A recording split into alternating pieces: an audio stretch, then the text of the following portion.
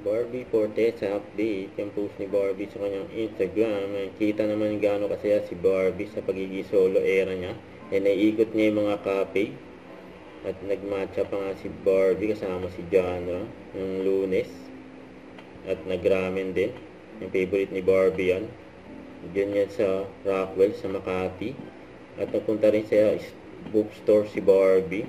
Yung paborito niya magbasa ng mga book. Ayun, epekto ng kakabasa ng romance novel. Saka ito pa, may pa-birthday greet pa nga si Barbie via video call. Sa katabi ni Genre. Ito yung video. I love you, Barbie! I love you! Ang lakas ng artista!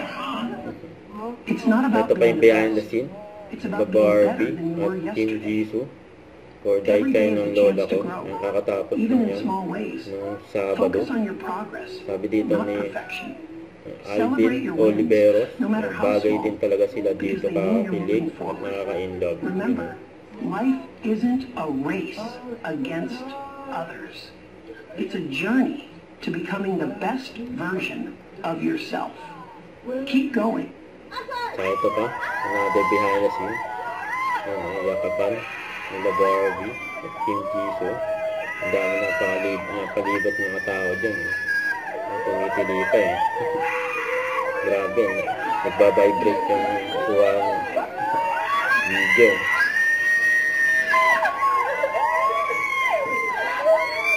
Grabe titigan eh.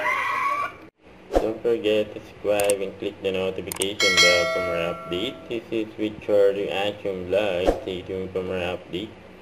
See ya.